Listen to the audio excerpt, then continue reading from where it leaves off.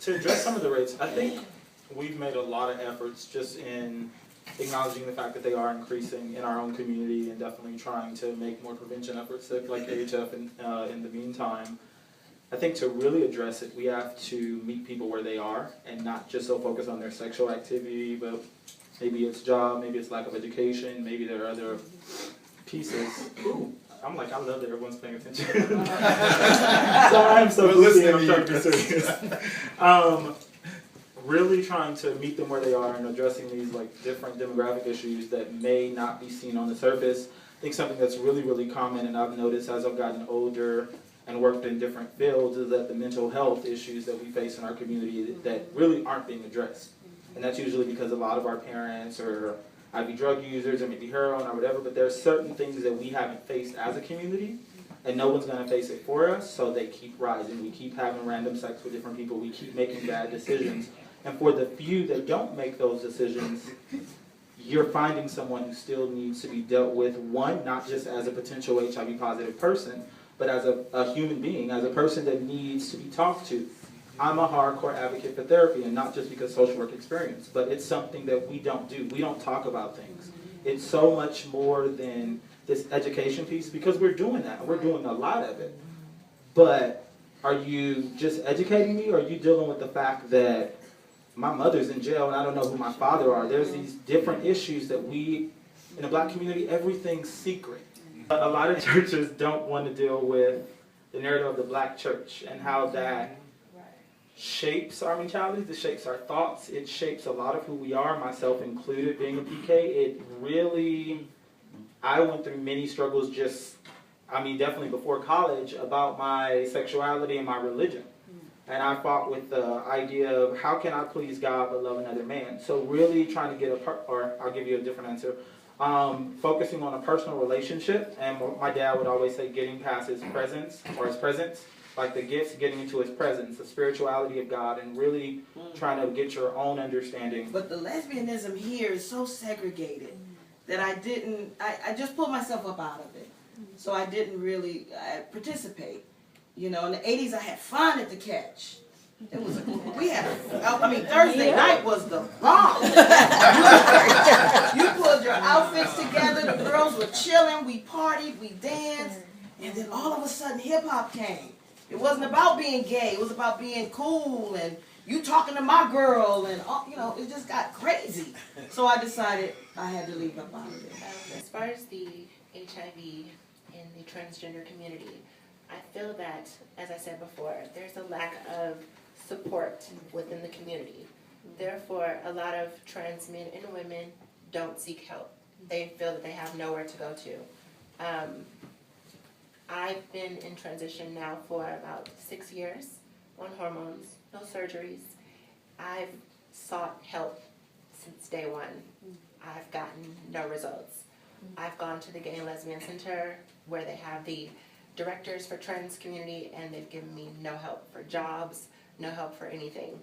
There's a lack of funding for this part of the community, and therefore it leads to a lack of support. So a lot of girls, they're out having unprotected sex, they're escorting for money because they can't get hired, they're seeking help but no one is helping them, they have no family. I haven't spoken to, I'm a PK as well, a preacher's child as well. I have not spoken to my family on that side for 7 years. And if I cry, please forgive me, I'm such a baby. It's all right. Let it out. As people, we're all people. We all want the same thing. We all want to be loved and we want to enjoy life. We get one life to live and that's all we want. So it hurts me when I know that people like myself are being infected with AIDS because they have no support. So the way that we could help them is to show our support, get more funding to show that we care and that we're here to understand them so that they feel they have somewhere to go to. So, I hope that answers your This is something I'm really passionate about because I've had an experience in a relationship before the one that I'm in now with a woman who did not tell me she was HIV. And I didn't find out until she passed away. And then my phone blew up with people asking me because they thought I knew, but she never told me. So I didn't know, where this came from with her. I'm like, well, she's a lesbian. Everybody knew her as a lesbian. I was introduced to her at a party full of lesbians. What's happening? So Ron, who I've known since '81, my best friend, I talk to him all the time about why aren't women at straight clubs? Why can't you guys sit up a table? You don't have to be the homophobic and the gay and all of this. But I think that straight women are really becoming exposed to HIV faster and quicker than we know. Because this woman, she lived 2 separate lives that no one ever knew until she, she died and people knew about it. So here I am sitting in Ron's van being tested for HIV. It was really weird for me because I haven't been with a man since way back, high school. So I'm thinking, what is this about? And I think it's a need in the female community, not so much the lesbian community, in the female community. I think lesbians, we get a pass, a lot of us, based on how we look. We get a pass. So if we look a certain way, oh, she's not gay. But if we come in here strapped down and all of this, then, oh, yeah, she gay, So we get passes a lot.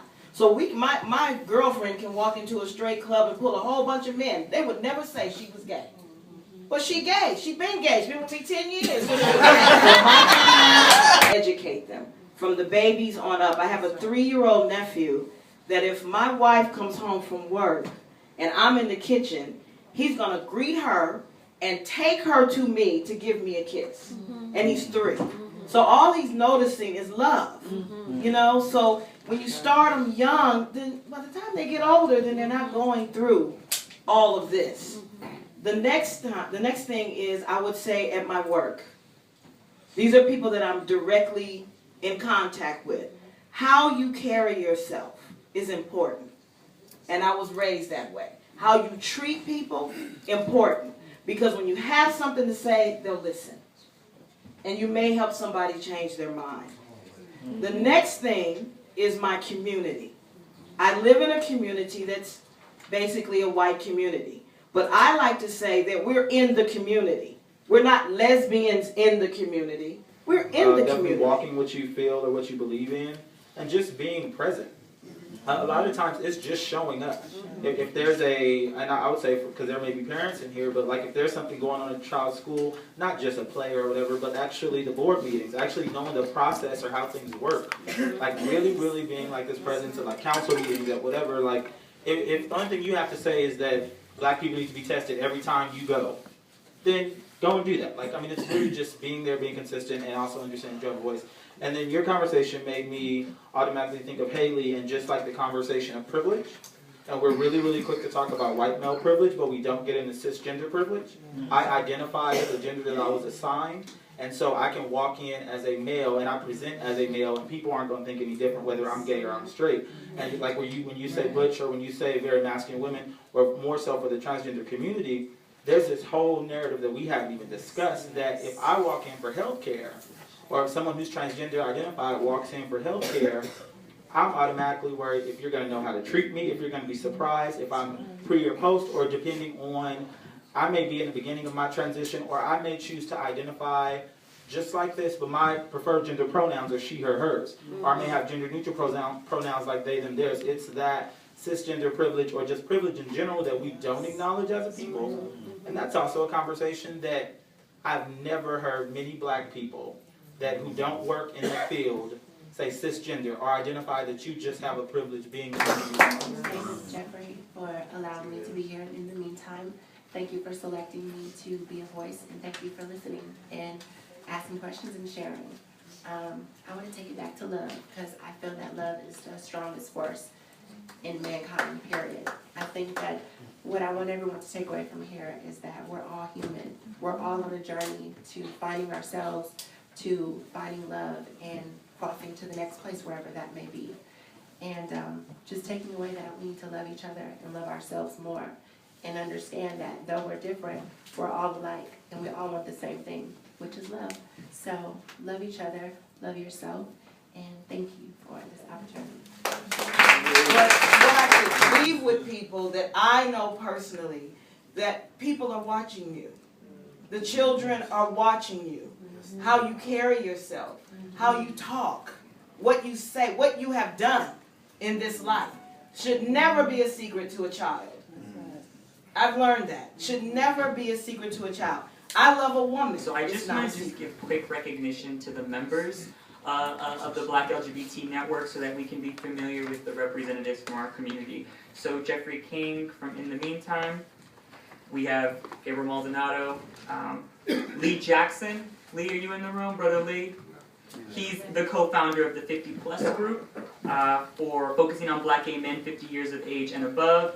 Ifalade Tashia Asante, my sister. She's co-founder of Sky, Earth, Fire Organization and the Goddess Rising Gathering, a focus on lesbian women of color, author, poet, recording artist, columnist, community activist, and my auntie. So give her a round of applause. I just have to give her a round.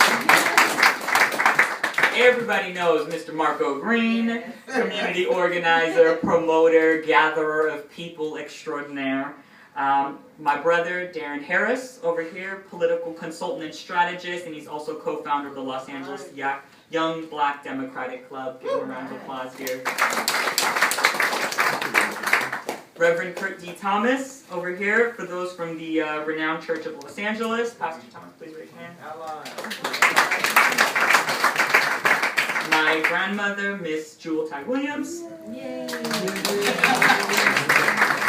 You guys met my brother earlier, Mr. Kai Green, and he is running the Transformation Group for trans and queer people of color. He's a poet, performer, musician, filmmaker, complete queer theorist, brilliant, genius, always correcting me on my cultural competency.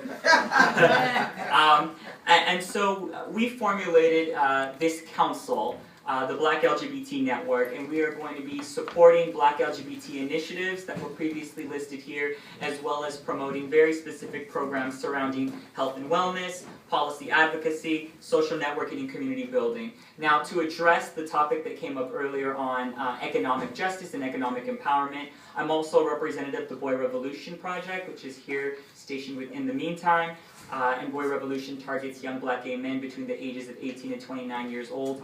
And as part of this initiative, there is a large economic justice piece that looks at financial literacy, basics on checking and savings, credits and debts, loans, financing, investment, cover letter writing, personal statement drafting, public skills, public speaking skills, interview training skills. And this is going to be a program that's going to be done over the course of the year in conjunction with our social networking events and our HIV awareness components and the health and wellness pieces. So that is addressing the economic justice portion that is very much lacking, as I agree with earlier, in the Black LGBT community. So we're here.